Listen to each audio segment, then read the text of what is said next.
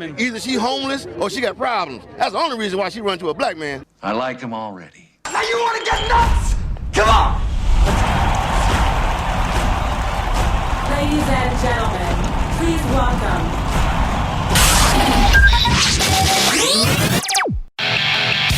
Producer, director, writer. He is the ultimate filmmaker and bona fide foodie. You're listening to The Quidditas Factor with Michael J. Arboway.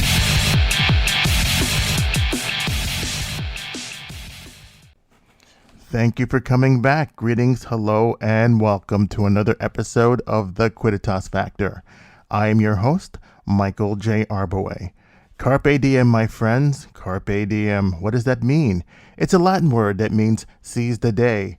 There's another Latin word you should know, quidditas.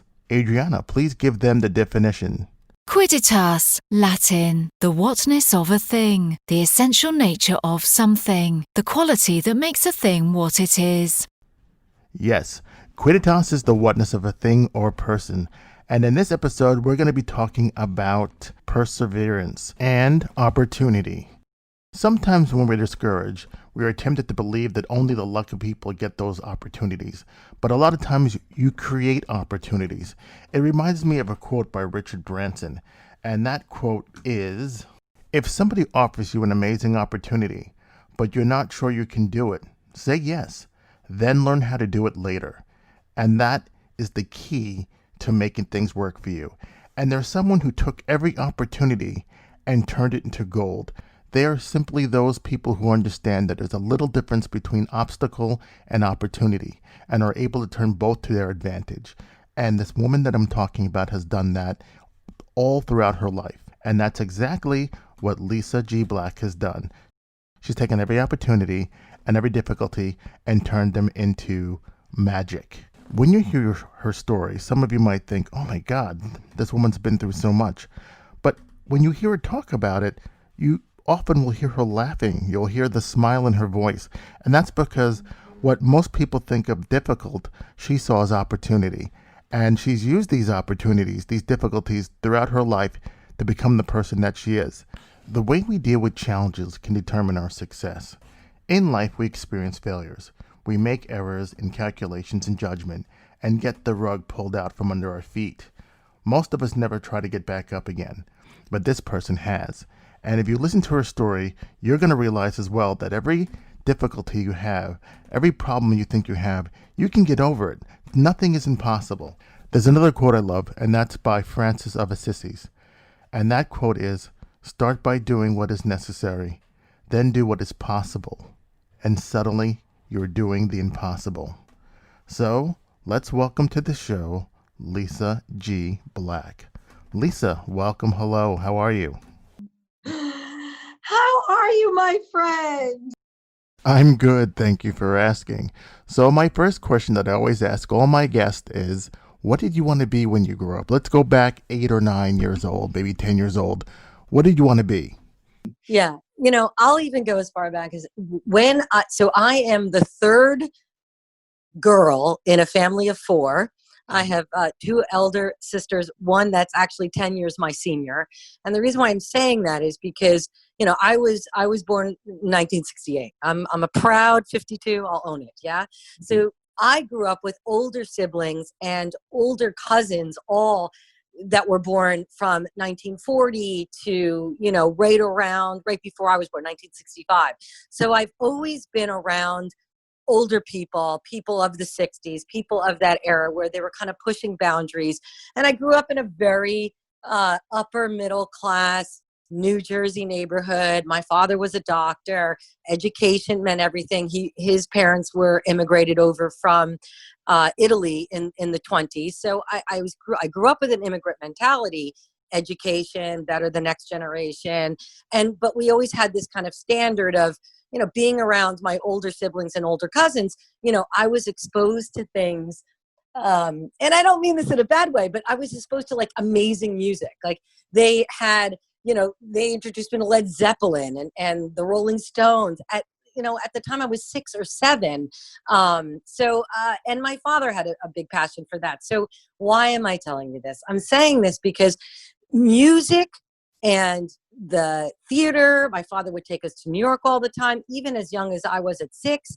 And so I was exposed to culture, all kinds, visual culture, and also, music, and just experiences that with travel, that I always had this kind of creative background. And so I began playing, I think my start is that I began playing music at the age of 6 or 7. I started out on violin, and then I moved to clarinet, and I played clarinet for about 20 years. So on that side, I would write poetry from the time I was probably 9. So there was a creative streak in me, but then I'm kind of a paradox because, again, third daughter of 4 children. My brother was the baby. My elder sisters did everything my parents told them. They studied all the time. They were kind of geeky. No, but we loved them. But I was the one that always wanted to play sports. I was captain of my soccer team. And from a very early age, I always took on this like leadership role. Even though my siblings were older, I would be the one they would come to. I'd be the one to kind of, make everybody laugh, or, think of a new fun and creative. And we don't do this anymore, but we used to come up with like games to play with the neighborhood kids, like, Total Spies, and we'd have Russians against the Americans, and we'd hide plans around our neighborhood. Like I was always coming up with, kind of like the Pied Piper in a sense. So, my origins is that. I mean, I always had this want to be around creative people. I would say I performed a lot in talent shows in junior high, and but I never in my mind did I always maybe wanted to be an actress, maybe, but I was more of a comedian. I did a lot of stand up in my late high school years. I did stand up comedy. Go figure, but I did. So anyway. And then I did comedy too. That's so funny. Yeah. No, I mean, I used to do a really good, Rosanna Dana, God rest her soul, Gilda Radner. And I was a big fan of Joan Rivers. And so, I wasn't a clown. I just liked to perform. There always was, a need to want to be around creative people. And so I think, so in a long-winded way, I think it started with my love of music and poetry, and then it came around to just wanting to be around really interesting folks. And then, the weird part is I ended up going to prep school my last 2 years of high school. And I only mention this because, think about that. You grow up with all of your friends from the time you were in kindergarten, and, your last 2 years of secondary education, you got pulled out to go to private school. So, I mean, I'm blessed. I went to the Petty School in Hightstown, New Jersey. We had some amazing people come out of there. A couple of Oscar nominated short film winners, and a couple of actors, and some, really amazing people. But it did prove more of the traditional route, go to college, get a liberal arts education, think about a corporate world. So I gave up a lot of my creative dreams when I went to college. So, and I went to Boston University. So, I was an English literature major in Boston. So the next step in your journey is that you go to Boston University and you study English Lit. Is that correct? Yeah, I was an English literature major and I was an art history minor. Yeah. Mm-hmm. And I lived in this dorm, 6th floor, Miles Standish, and my best friend in the whole world, an amazing person. And he was writing screenplays on the side while he was getting his degree in accounting or marketing, but he was in the School of Business. And this gentleman and I have remained friends for 30 years. And I was, very much a part of his journey. And I don't know if I want to mention it or not, but he wrote the very first Iron Man, and he was also Oscar nominated for Children of Men. So that is how I started to really get on a tertiary side, kind of on the side level, on the best friend level of getting into film, was through his passion for sending out his scripts in screenwriting competitions and being his cheerleader and telling him that, this one was great, this one was not. And so I'd say that that's how it started, with film. Halfway through my career at BU, I had something called a detached retina, which, Sugar Ray Leonard has, most boxers get it. Mine was just a spontaneous detachment. I had very, very, very poor eyesight, basically Mrs. Magoo. And for whatever reason, it fell off. And so at the time, I had to fly home in emergency surgery. I had a massive something put in my eye. They don't do this procedure anymore, but it was like a buckle, and you had to stay blind. Wait for it. I had both my eyes patched blind for 6 months. Wow. So right smack in the middle of my college years, I was back home in New Jersey on my parents' couch, patched blind, and, just like, holy fuck, basically. Yeah. So, after the 6 months was up, and I was able to then go and take some courses at Seton Hall on the side. So I took some courses there, and then I eventually returned back to BU to finish my degree. But of course, I was delayed. We didn't have books on tape back then. And I still was typing papers on a typewriter. So we didn't have all the fancy. So I officially graduated 2 years after what I would have graduated. So it took me an extra 2 years to finish all my requirements. From there, I returned back from Boston, and I got a place in Manhattan. And my very first job was at Price Waterhouse, and it wasn't Cooper's yet. So I went straight right into Big Six accounting, is what we used to say at the time. And I was an administrative assistant, but I was in the marketing development, corporate giving arm of that company. So that's where I really cut my teeth on business. I was in the room with people who were CEOs at the time.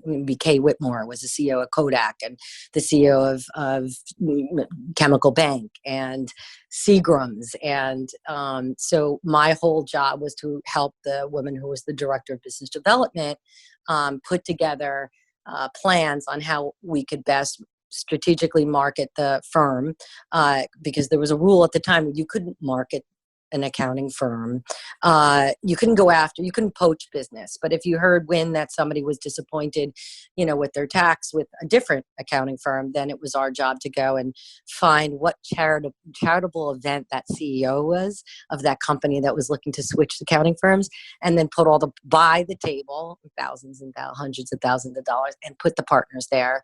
I was able to go to Davos like 3 or 4 different times. So that was a whole side of business that I got to learn. I got to understand finance and how corporate structures work and the inner workings of that. And I was, grateful for that. I mean, but all the while, the creative side in me was there. So, this is the early 90s.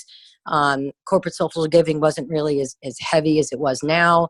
And I was able to kind of convince some of the partners to go ahead and start participating in things like Take Your Daughter to Work Day. So I was a part of the very first Ms. Foundation Take Your Daughter to Work Day. So I was still being creative because I was putting together all the logistics for the entire, North American, all the company, all the branches of PwC to implement that day. So just think about that.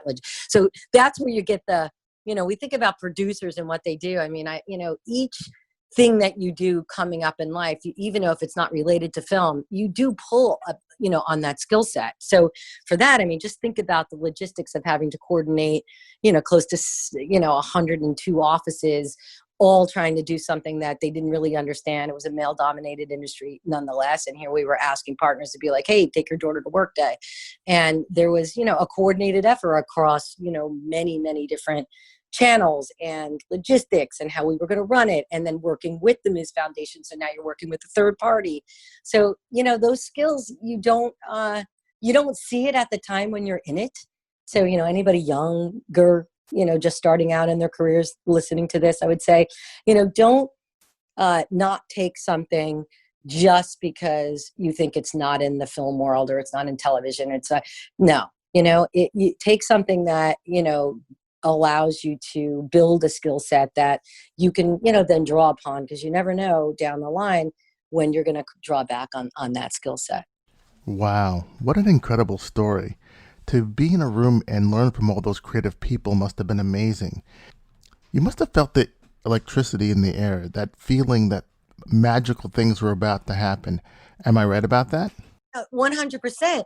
And then for me, I think it was because I was such, I still am, but I mean, back then, I was, all of 25 and I was, really just very confident and, but a sponge. Like I wanted to learn things. And what I learned was I had an energy that actually took some of these older gentlemen who have been, doing what they're doing, whether it's tax or mergers and acquisitions. And, it was a crazy time in the 90s, but they were in the same roles all the time. And I spun it. I made them think about, wait, there's other things you guys can do and have a presence, and do something. And I even got to buy all the art for the offices, which was insane. So there you go. Like you just, I guess they fed off my energy. I fed off the fact that I was, and this is interesting, I was in the inner circle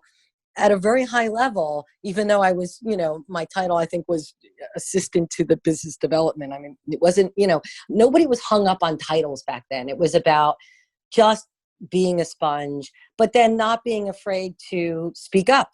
And I think that's always been my case, even though, I wasn't a partner in the firm, I would speak up if I thought, there was something worth them hearing and worth them implementing. And I would say 8 out of the 10 times, they would listen, and that was kind of fun for me, Yeah.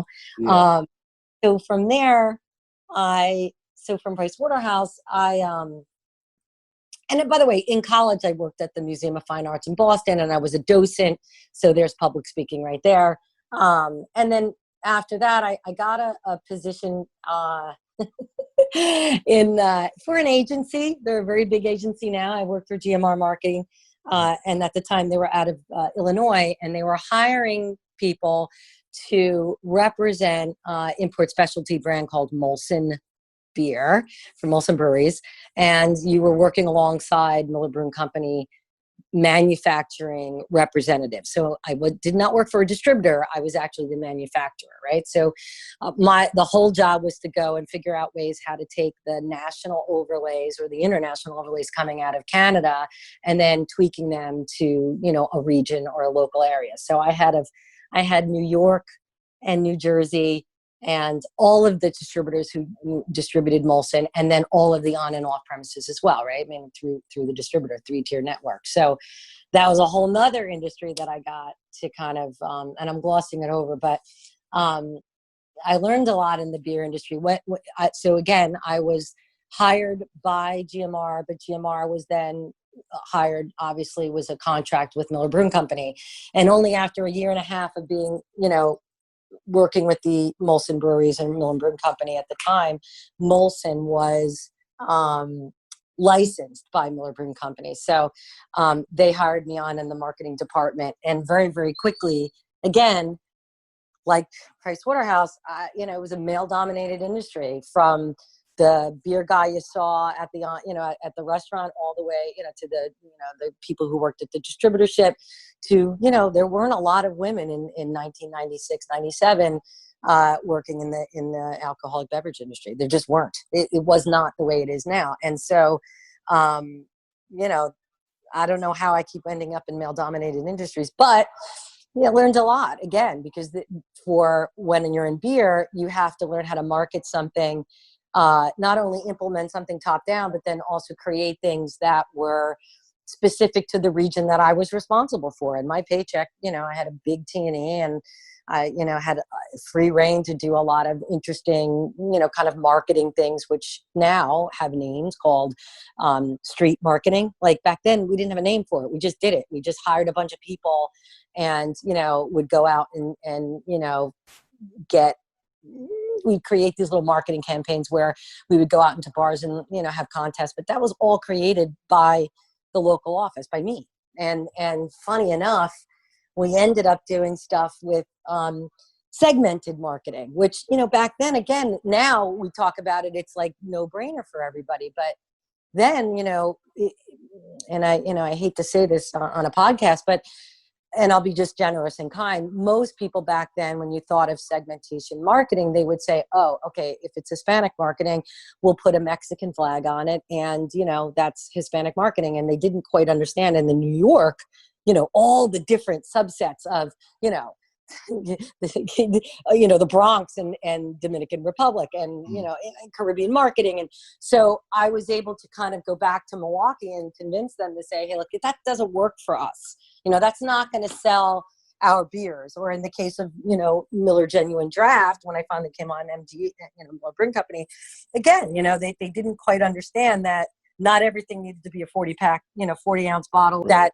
people actually enjoyed it. So, God, I'm going on and on. I could talk forever, but these are the kinds of things that you don't think come into play when you're a film producer, but it does, because now you're working with, people's education from high school all the way up to, people with MBAs. So now you're having to work with, multi-level people who own their own businesses, what's in it for them, and budgets and, and spend my money here and spend my money there. And then, at the end of it, towards the end of my career with alcoholic beverages, I was literally running all of the North American marketing and things from sports to film placement or whatever. It was our job for the region. So, and you have to learn how to deal with that. Did you find it hard working in an all-male environment? How did you deal with that?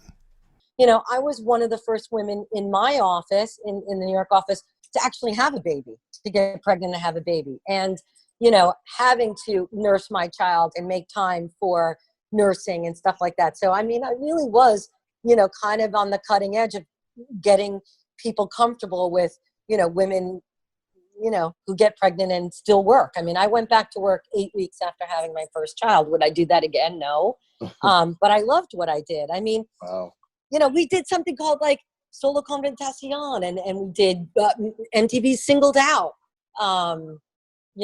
which, let me digress. One funny story. Mm-hmm. When I was still in college, when I went back to finish my degree, I had to wear an eye patch, right? Mm-hmm. And at the time, Remote Control, which was a game show on MTV, 1980. This was 1989. It was the second season. They came up to the school to get contestants, and they picked me.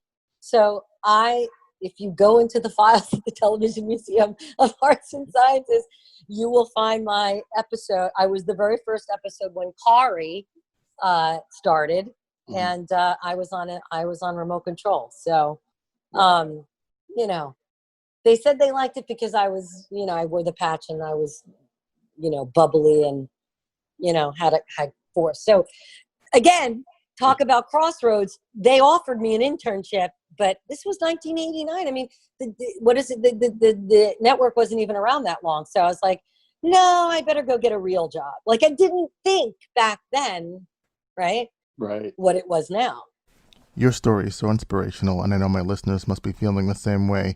And all the hats that you've worn, all the jobs that you've had, was fear ever a factor? Were you ever afraid? I wasn't afraid to say, I don't know, but I'll learn and keep applying those skills on all the different industries, right? I wasn't afraid to say, oh, this is not for me. I didn't pigeonhole myself. Wow. Right? Yeah. So, then I had my second child. I tried the stay-at-home mom thing. It was not for me. And because I like to be around people, I realized, as the older you get and stuff, I feed off of, and you and I met, and I think, you remember the first time we met. Mm-hmm. For me, I find people fascinating. I want to know everything about them, and immediately I want to help them. And I found that was where I felt, joy. I feel joy when I can connect people, make things happen, share knowledge, not hold my knowledge, tight to the vest and in the hopes I get something out of it. Who cares, So I always lived my life like that. I went back and got my MBA when my kids were small. Why? I don't know. I guess because I just felt like, all right, well, let me get an MBA. And I got it in strategic leadership and marketing. And at the time, I was living in Princeton, New Jersey. And my next door neighbor was a scientist in licensing for Bristol Myers Squibb. And he's like, we need people who have consumer marketing experience. And again, this pharmaceutical marketing back in 2000s was not what it is now. And I've always found myself on the ground floor of things, as they're growing. And so I was hired by Bristol Myers Squibb into the marketing department. But for me, coming from beer, I had to see how things were sold. I had to see how a drug was sold. So I asked to be a pharmaceutical representative. So I actually carried the bag, as we say in the industry. And the only territory open was Delaware. So that's how I got the Delaware. Oh my goodness. That's how I got there was a job transfer here. And I was only supposed to be here a couple of months. And I liked being in the field so much that I was like, I'm not going to come inside yet. And I didn't until 2006 when we launched the biologic for rheumatoid arthritis. So then they're like, okay, you need to come back inside. But I stayed in Delaware. I just commuted every day, 92 miles each way every day. Yeah, I'm insane. So 2006. Okay, so this is where the overlap comes. So back to my darling friend from university. Finally got his big break. He made a one film that no one ever saw, and then the next one he was able to get money, and he was the very first film in New Mexico to be shown New Mexico as New Mexico, and that was a film called First Snow. And this is a script that he had written, years before it ever got made. It was 12 years in the making, and he's my best friend. He was directing it, first time director, and so I started fielding calls from him. And we would share stuff back and forth, and I'm grateful that I was able to be a part of that intimate process of him, hiring a line producer and all the while I was working in pharmaceuticals. So I was blessed because I took my vacation to go out and watch my best friend film his first feature. So I took 2.5 weeks and went out on set, and that was the very first time I was ever on set and around, physical production. And immediately I knew kind of all along, just kind of being in it, on the side as the best friend. But it was the being on set with all those amazing people below and above the line on First Snow that I realized that, okay, wait a second, there's more than just driving 92 miles each way every day. While I loved working in pharmaceuticals, I felt like that was the first time I really felt the pull to say, okay, maybe it's time to shift gears again. So, in a nutshell, the film was being finished and it was stalled and nobody knew what to do with it. And I was given the opportunity to go out and talk to the producers and say, look, why don't I take it around the festival circuit? I didn't even know what that was, but I was able to get it into Tribeca. We had a world premiere at Tribeca, and from there I just learned, trial by fire, boots on the ground, and I learned how to actually market and distribute, promote a film after it's been completed, in real time. Wow, which is insane. That is amazing. Wow. So so then I left. I turned 40, and I just said, okay, I'm all in. I'm going to open my own shingle. I'm going to it basically started out as a consultant, meaning mostly helping my creative folks that I had met along the way. And I was introduced to a lovely up and coming filmmaker named Ash Christian. And Ash had just had some success on his first feature out of Sundance, and we were introduced in Manhattan, and we became really good friends. And he was, I think, 19 at the time when I met him, and from there, just started to, keep that relationship going, in addition to the relationship, of course, that I have, with my friends on First Snow. And slowly from there, I decided to start Garnet Girl. And it didn't, I had a mission for it. I had thought, okay, let me basically start out like a manager, even though I wasn't an official manager, but also let me get to understand what producing was. I mean, I got a little taste of it on that first project, but I wasn't officially a part of stuff. So I made the decision as a business owner, right, in my own money, and I invested into my company and said, I need to go to the European film market. So I didn't go to AFM. So my very first market was the European film market, which takes place in Berlin. And I stepped off the plane in 2008 and knew nobody, knew nothing. And I got a badge and I just slowly, took the skills that I had from corporate America and realized, okay, well, let me just network. Let me ask for meetings. Let me, tell people, that I always said, I don't know. Can you teach me? And you'd be amazed when you say, hey, I don't have that answer, but, do you, and can you help me? So I was blessed. I met some interesting people over there right off the bat.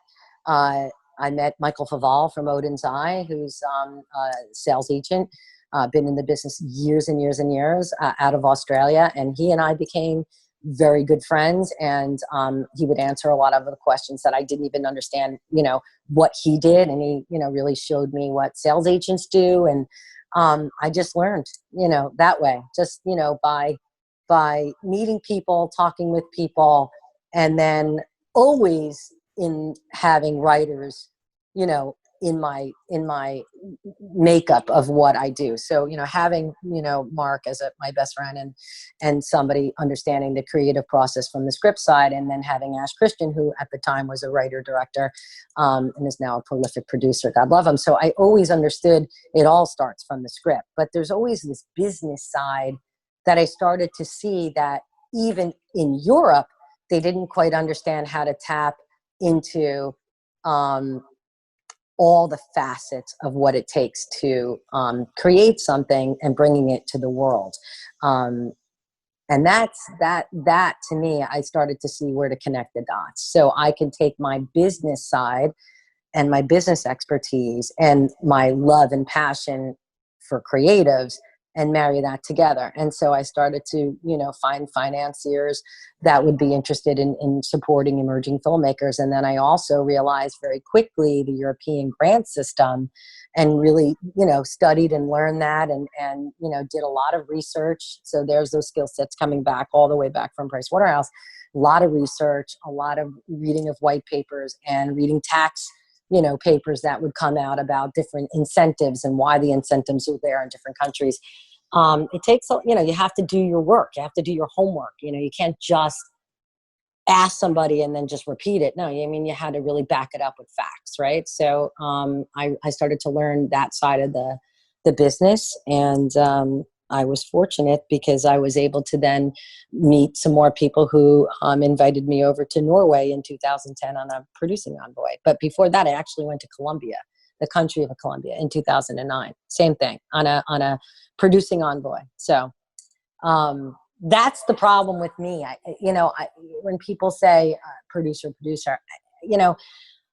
I can do a number of things for some people. If somebody wants to understand the tax system, or want to understand how incentives work, or how does that fit into, them getting their film made.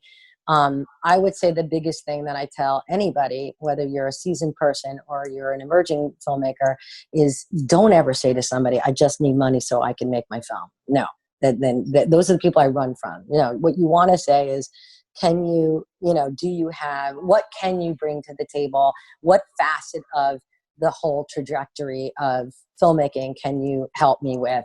Because I want XYZ audience to see this film. You always have to think about what the exhibition is, right? The ultimate end game is you want somebody to see your film, not make the film, not get money and make it and what? It sits on the shelf. So, and every single person you bring into that timeline, if you will, or that overreaching trajectory is important, because at any given time, if you pick the wrong partner and you don't understand, what you're doing or what you're making, and you cannot convey that to that, entity that comes into the mix, that's when a lot of hiccups happen. That's when a lot of heartache happens. That's when a lot of people who, have said, oh my God, I wish I never went with that sales agent. Oh my God, I got taken advantage of. Because if you're not steering that all the way through, you take the risk of it never, going as well as it should. I hope the people that are listening to this podcast are taking notes, because this is exactly what they need to hear. A lot of people, when they go to make their movies, they just want to make a movie and they don't understand the business behind it. And you're giving great insight on what it takes to make a movie. Tell me a little bit more about that process.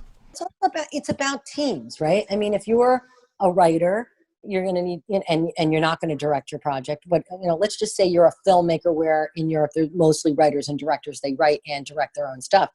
The problem is that who you pick as your producer, there's different, they're taught in film school, oh, it's character development, it's development process, it's putting a pitch deck together. No, it's not. And this is what I learned from corporate America, is that 9 times out of 10, you're not talking about the project when you get in the room with the right decision maker or key decision maker, or what we'll call a stakeholder. Okay, business term, stakeholder. You're not talking about you're selling yourself. You're selling the team. You're selling the vision. And I don't mean that and when people say sell it, people, their skin crawls a bit.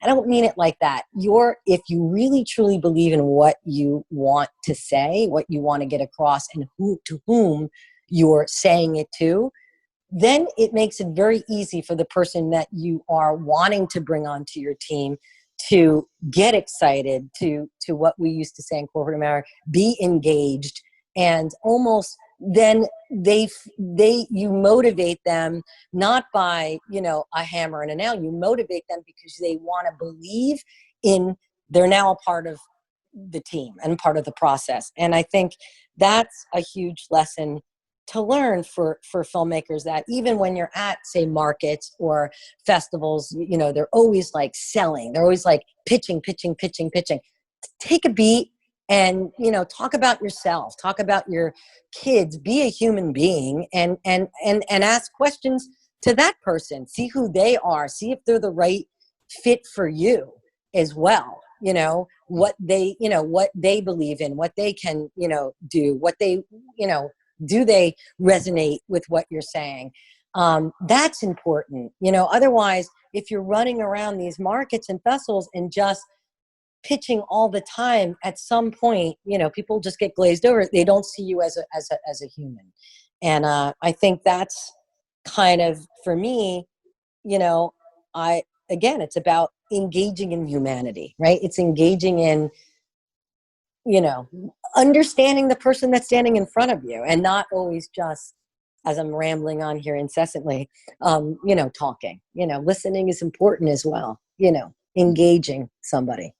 And I think that's important, because then, it's easier. I think, for me, 12 years into this now, if somebody was asked me, and I've been blessed. I've worked with some great international film festivals. I've been blessed to have produced close to 9 feature films. And remember, in 2008, it was the worst economic downturn since, the pandemic this year. Yeah. When I started my company, I started in what was, better known as a recession.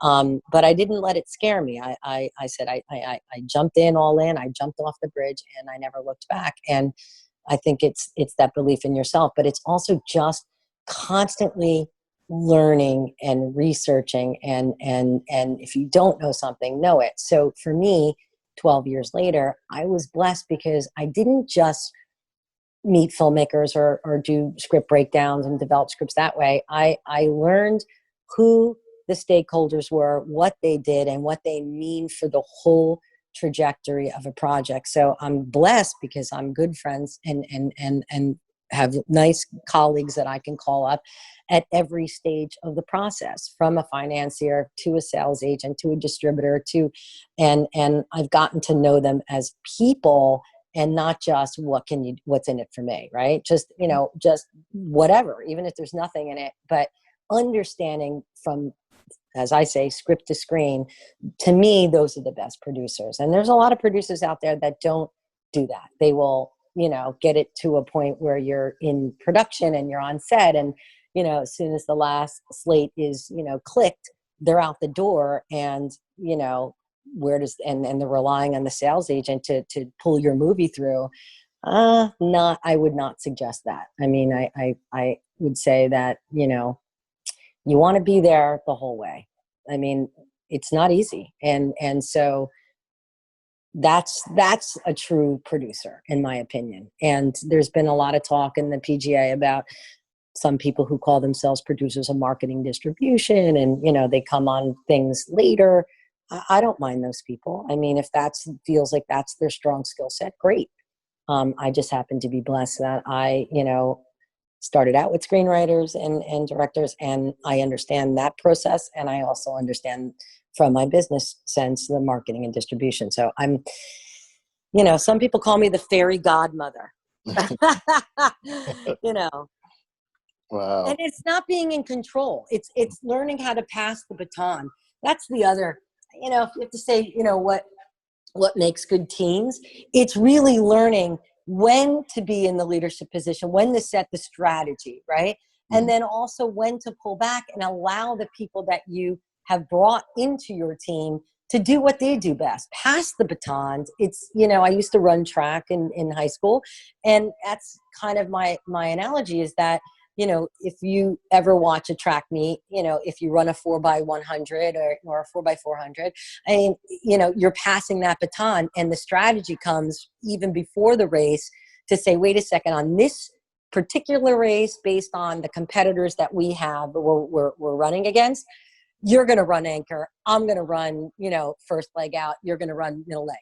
And it was never this, we would just adjust to who we were running against and what we wanted to accomplish. And that's how you win a race. But it's being confident enough in the people that you're running with that you can hand that baton off and not feel like you have to be in control all the time. I think that's the other big lesson, that if people can just trust other people, and trust the fact that you chose those people, right? Trust in yourself, because you've chosen to be a part of your project or a part of your team, and then allow that person to do what they do best. You'd be surprised how successful, you can be. So Here at the Quidditas Factor, we have a bunch of signature questions I like to ask all my guests. So the first question for you is, what's something that people seem to misunderstand about you?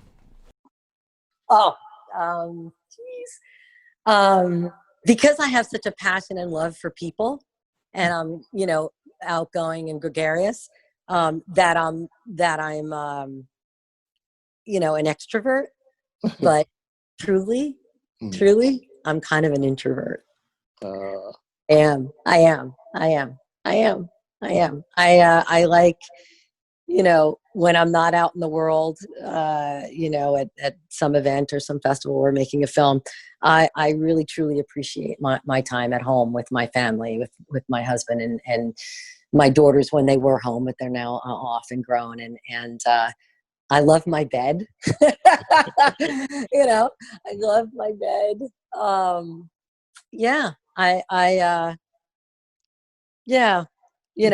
And I also think people think that, I think people think that, I don't want to say that I'm stronger than I am, but that I have a tougher shell than I really do. I get hurt. I get hurt by people. I think it's because I believe in some people so much that, maybe I don't keep my guard up. But to me, I don't know. I always joke about that and say, look, if I get hurt, that's the battle wounds of putting yourself out there. Otherwise, what's the point? If I could, I'm Catholic by religion, and I always say, well, for me, you get to the pearly gates, and St. Peter said, look at, you did good, kid. Look at all the people that you touched, and even if I had nothing to gain from it other than to watch somebody else go on and be successful, for me, that's lovely. That's the joy. So I'm a softie. Tell me about a person that touched your heart and how they helped you be your best self. I think everybody I bring into my life, or I think you felt this. I mean, I immediately will just take somebody in as my family. So I kind of get touched by everybody that I work with, or I'm involved with, or I'm friends with, or my family, because I love the uniqueness in everybody. I'm sure you get a lot of them, but what is the best compliment you've ever received? I was meeting, oh my God. Well, if I meet to it, now remember, I'm a woman of a certain age, but I'll be good. Actually had somebody say I had a voice like Brenda Vaccaro. I thought that was kind of nice. If you can remember who she was. I think the best compliment I ever received was unexpected. It was somebody I never met before. We exchanged emails. He was an entertainment attorney for some very famous British writers and directors and producers, who he was now out on his own in New York, and he had asked for a meeting, and I met him at City Bakery, and I'll never forget it, on 18th Street, right? And I was there. He was there first, and I had come in, and if you know anything about City Bakery, it's this gigantic space, really high ceilings, tons of people, and I walked in, and I didn't know what he looked like, and I texted him and said, "Oh, I'm here." And so when I got to the table, he said, "Oh, I knew it was you from the moment you walked in the door, because the entire room, which is like 25-foot ceiling, lit up. That was like, this is a stranger." He says, "Your energy." Yeah, he was from India. So I even took that as a bigger compliment, because, they're very much in tune with energy and spirituality and that, kind of sixth sense. And I was blown away. He's like, I just knew it was you from the moment you walked in the door. So yeah, that was kind of a great compliment. Outside of producing, what are you interested in right now? Science in the world. No, I mean, honestly, this pandemic is really, as somebody who has been through a lot of trials and tribulations, in addition to my eye being detached, I suffer from something called trigeminal neuralgia. It's a facial pain nerve disorder that it's pretty rare. It's like 2 in 200 people get, but it's pretty rare, and it's very painful. I suffered a brain surgery right after I made a film called Almost Paris to fix it, but it did come back in 2 years. So I'm very sensitive to people's suffering. And to me, what weighs on my mind right now is this pandemic, is this virus, and the fact that people are not paying attention to people's suffering. And mostly I feel, and as a white woman, I'm heartbroken. And remember, I was in pharmaceuticals, and one of the drugs I used to sell was for diabetes, and I reside in Delaware. And, we have a heavily African-American population, and diabetes is one of like 3 in the country of the highest populations of diabetes. And so it is not a joke when they say, certain, ethnicities are because of various reasons are going to suffer even more greatly by this pandemic than others. And I want people to pay attention to that. I want policies to change so that we never have to break down how a pathogen, right? Because we're all made of the same stuff, genes and molecules and water and, matter. And I never, ever, ever, ever want to have somebody break down a virus or a pandemic like this again by somebody's skin color. I worry about how we're all going to move forward. Listen, you met me. I am a person of, if you meet me, I'm going to hug you. And the fact that we're probably not going to be able to hug people for the next 5 years, is sad to me. Yeah. It's sad. I mean, I'm Italian. I'm a Mediterranean, person, and I'm tactile, and it drives me crazy that I can't, hit somebody in the elbow and just be like, hey, and hug my friends and hug my family, and so that bothers me. And I write a lot of poetry still, so yeah, that's what I do. On all the many projects that you've worked on over the years, tell me about a funny story that happened to you on set. I have two. Can I say two? Absolutely. Okay. So the first one, we were shooting a film called Miles, which you can, watch on all the platforms, directed by the amazing, beautiful Nathan Adloff. I loved my crew so much on that film. And there's a part of the film where we shot in White Plains, New York, in somebody's house. And we were in the basement. We were shooting the scene, and all of a sudden the I think it was the key grip said, do you guys smell that? And we're like, yeah, it smells like gas. And you have all that lighting equipment, and we're all, and it was a tiny house. It wasn't like a big house. It was like in a very 1950s, small, raised cape. And we're in this really tiny basement, and we're like, holy fuck. So we ran outside, we called the fire department, and the people we rented the home from, we saved their house because apparently it had been leaking for, weeks. Wow. Before we even moved in, and we could have blown the entire neighborhood. So the fun part of that story was, of course, while the firemen are, making sure that everybody was safe, there was an ice cream truck coming down the neighborhood, and the costume designer, the great Chris Rosa, and myself and another producer, we're like, well, we're just sitting there on this lawn. And so we got, the old fashioned popsicles where they're like two, and we split them between us, and we sat and ate popsicles while, we waited for the house not to blow up. So that's the one fun moment. It was fun. I mean, at some point you have to start laughing because we're like, oh my God, we all could have been blown to Kingdom Come. And then the second was the most unbelievable, magical thing is, and I don't know who may or may not know this about me. So I have niched focused a lot of my films, and I shoot them and have been a part of films in Scandinavia and, working with the country of Norway.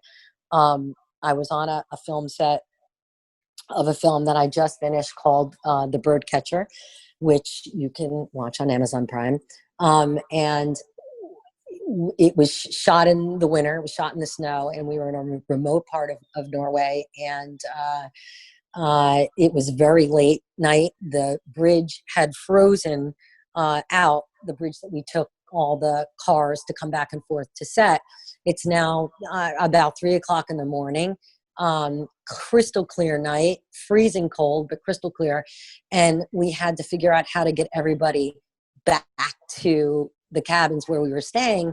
And the only solution that we could do, because the road was the bridge was out, was to snowmobile in sleds. So that, the sleds, like if you were skiing and you got hurt and you're like, the body's laying the sled. So they have these sleds that the snowmobiles pulled. And, there you are at 3:00 in the morning after, a 12-hour shoot. And you're sitting, going through fields of snow, with this furry Nordic blanket on you, and you're going, oh my God, the stars are out, they're crystal clear, every star in the sky you can imagine. And you're saying, I am so blessed. Like, how privileged am I to be able to have this experience? I mean, just, to me, that was the coolest thing ever, that you were, sledded out and you look up and the northern lights were going, and then you're just like, I'm blessed. This labor of love that took forever to make, and, everything that had gone, wrong, in the stress of, oh my God, the bridge is out. And then in this miracle moment, you're experiencing this memory that, to the day I close my eyes, I'm never going to forget. I mean, it was just magical. I have 2 more questions for you. And this one is there anything I should have asked you that I didn't? Yeah. I mean, I don't know. We didn't talk about, the project specific, which, I don't mind. And I think you wanted to know more about what it takes to I think, yeah. Okay. The one thing, again, I just want to reiterate again, is that, no matter how, listen, I ran on for close to, I don't know how long it's been now, but I anybody who's listening to this, I think I really want them to understand, especially in the time of the isolation that we're in, take the time to, even if you're in the film industry, and, maybe there is something else that you can work on while we're figuring out how to go back into production. But, maybe it's something that you have a skill in that, is not related to anybody in your line of work. Maybe it's the grocery clerk down the street when you go in to buy your groceries, if you don't do Instacart, that you can inspire. I mean, take the time to always, think about carefully who, even in a minute that you meet somebody, even if it's for a minute, that your energy, your interaction with that other individual, it does leave an impact, and you have the choice, even if you're not feeling upbeat, or you're feeling down, or you're feeling isolated.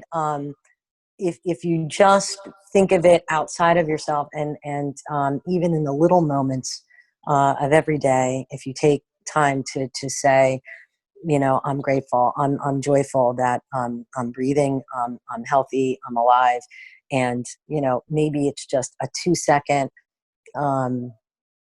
friendly word, even to a stranger, you'd be amazed.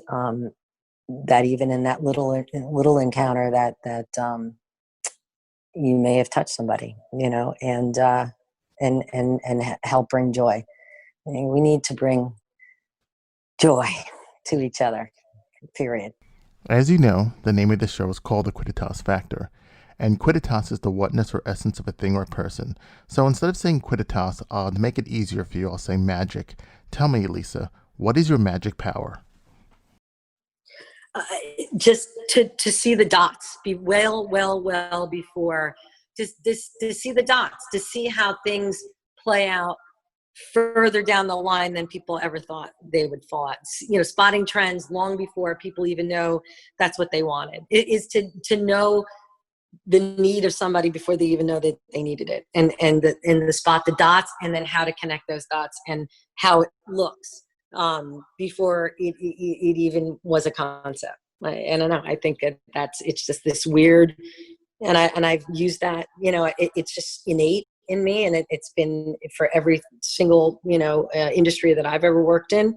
Yeah, I mean, I've just always been able to see the success of something and how it gets made, even when people are like, "There's no way, you can't do that." Yeah, and then it turns out like that. So, Wow. yeah. All right, I thought of one more thing. Okay. Don't burn any bridges. And I know your mother probably told you that. You probably learned it in kindergarten. But, as much as you feel like you've been wronged by someone, you never know when that person is going to come back into your life, whether they'll be your boss, whether they'll be somebody who works for you, whether that, don't ever burn a bridge. Try to find and understanding. Take a break if you have to, but at the end of the day, you'd be surprised how many people come back into your lives, and you may have a whole different relationship with that person in a good way. So just always, don't hold grudges. And my last question for you as I end this great, fantastic, beautiful interview is, what does the future hold for Lisa G. Black? Oh my God. I hope I get to continue on, impacting, filmmakers that I come across and make great films. I think for me, I might, try to transition into more speaking engagements and things like that, so I can help or at least inspire more people than just on each film or project. This is a future hold for me. Geez, it's I don't know. I all I can hope for is that I continue on, being blessed in health and in relationships, and I have a long run of it. I want to be Olivia de Havilland and live to 104. That's what I want, Wow. and be able to watch all the people around me, live their best authentic lives. And if I'm blessed enough to be even a half a minute in that as an inspiration, that's worth all the money in the bank. Lisa, thank you so much for joining me on this episode of the Quidditas Factor. Before we go, can you take us out? This is Lisa G. Black, and you're listening to the Quidditas Factor. Thank you for listening to the Quidditas Factor. I am Michael J. Arboway. Before I let you guys go, please visit my website at www.mikearboway.com. That's MikeArbouet.com. And please check out the Quidditas page and go to my shop and go to Arbor Artifacts and buy a t-shirt that will help keep the show going, as well as my wife's Etsy store. That is Poem Jewelry Design. She makes wonderful jewelry, so if you're looking for something for someone, please check that out. And also, if you want to become a patron, please, by all means, check out my Patreon page. Click on the button on the website and become a patron for like $1 a month or $5 a month. You really help the show going, and I'll give you some secret tips and stuff that didn't end up in the broadcast. Little tidbits of knowledge and information that you might like. Please come back next Tuesday for an all-new episode of the Quidditas Factor. Thank you for listening. Thanks so much for listening to the Quidditas Factor with Michael J. Arboway. We'll catch you next time.